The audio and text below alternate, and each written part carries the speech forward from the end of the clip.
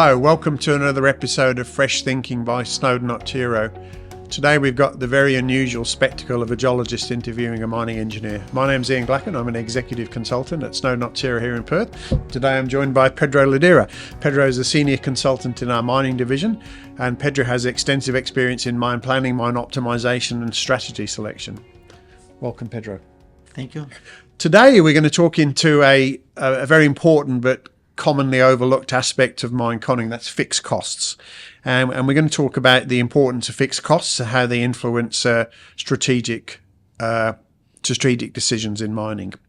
So, how do we normally apply costs in mine plans? Yeah, the most common way to express the mining cost is through variable costs. Right. So we can apply this variable cost by unit of mass or unit of volume. So normally we have the cost by moved tons or by tons of ore or even by cubic meters of waste. Right. So the costs are scalable. Yes, they're really scalable. And we can, as at the beginning of the mining plan, we don't know the size of the operation. It's really easy to get this rate and multiply by the size of the operation and then get the final cost for each step. Right. So which sort of costs are we combining in these variable costs? Yeah, for the mining costs, we can have the drilling, the blasting, loading, and hauling costs. They're normally the mining costs. And beyond of that, for the ore, we have the incremental ore costs that we group normally the grade control cost, the ore rehandle cost, and some of the G&A. G&A being general and admin. Yes, definitely. Yes, that's right. I know what that is. So if we had a contractor operated mine, would any of that be different from say an owner operated mine? Yes, it will be a little bit different. We have like for contractor mines, they normally apply the margin on top of these costs, but for both we can use the variable costs. And but as soon as we move from this beginning stage of the mining plan, where you are understanding the operation, the size of the pit, and how will be your production profile, when we start to moving for a properly strategic plan, we can segregate these two costs and getting like a fixed cost, what we call a conditional fixed cost. Right.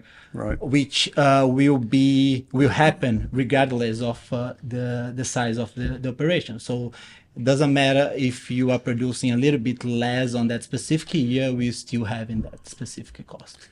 So a lot of mines, let's say gold mines, could be other things. There's a strategy of stockpiling the low-grade ore, and then that's reclaimed at the end of the mine life. All right, so you've talked about this idea of unit costs, which are scalable, and if all of the costs can actually be expressed as a variable, then what's the point of having fixed costs? That's an excellent question, Ian.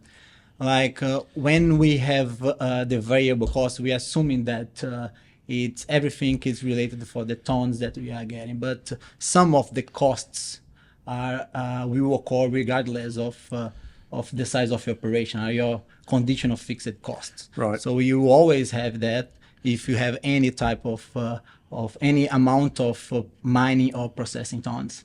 So if we're doing a strategic mine plan, the fixed costs play quite an important role.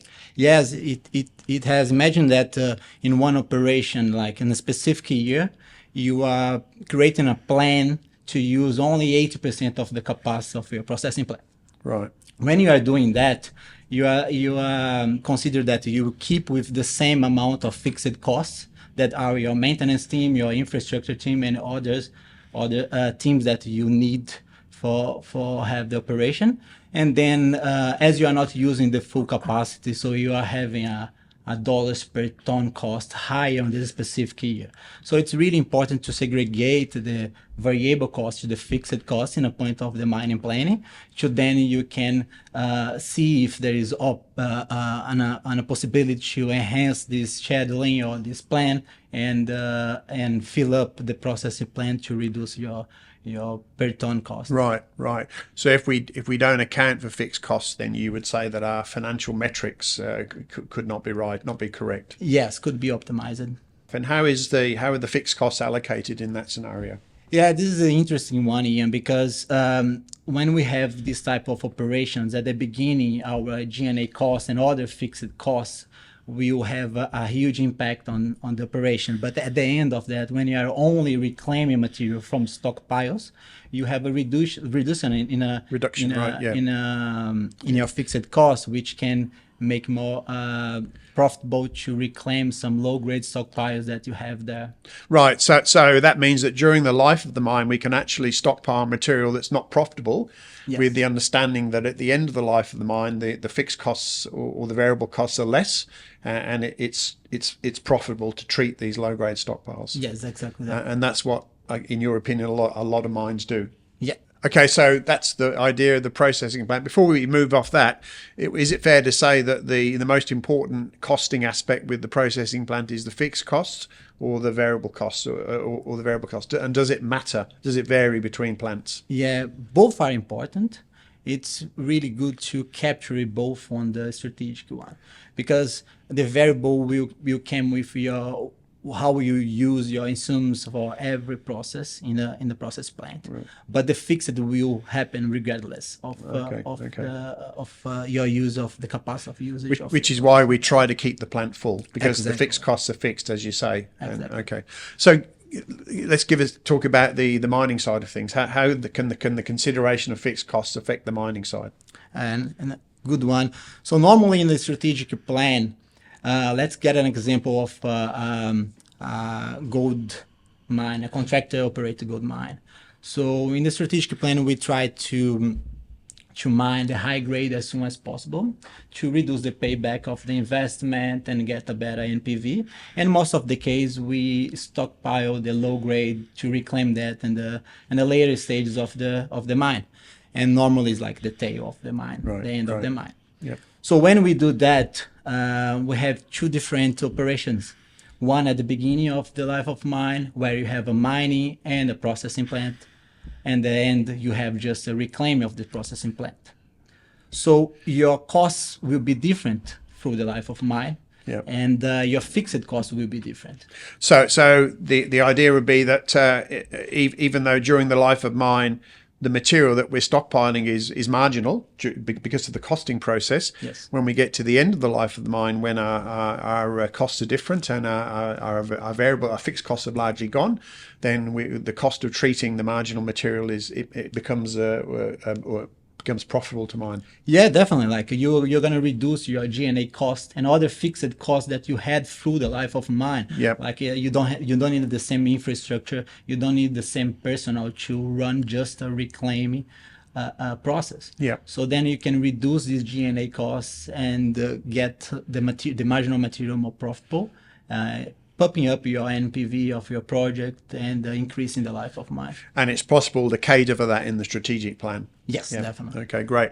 So to wrap things up, when we're doing the mine planning at the early stage, the fixed costs may not play an important part, but in the overall strategic plan over the life of the mine, then the fixed costs are important. Yeah, definitely. Like at the beginning, the early stage, it's really difficult to predict your fixed cost because we don't know the size of the operation yet. We don't know how will be the production profile or how many years we will run that operation. Right. But as soon as you start to planning that and getting a strategic view of how long will take your operation, you can start to segregate these two costs. Right. And get a better view and a more accurate estimation of your NPV.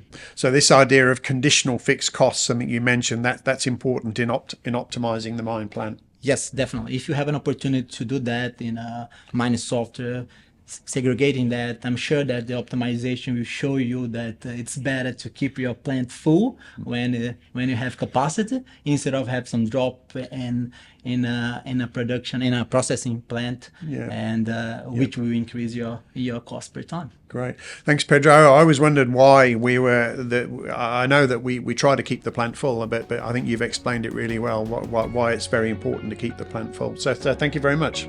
Well, thanks for having me, and I hope that the listeners like our podcast for today. Thank you. That's another episode of Fresh Thinking. If you enjoyed that, please subscribe to our podcast. We try to produce one every week, and you'll find us wherever good podcasts are available. Thank you very much. Thank you.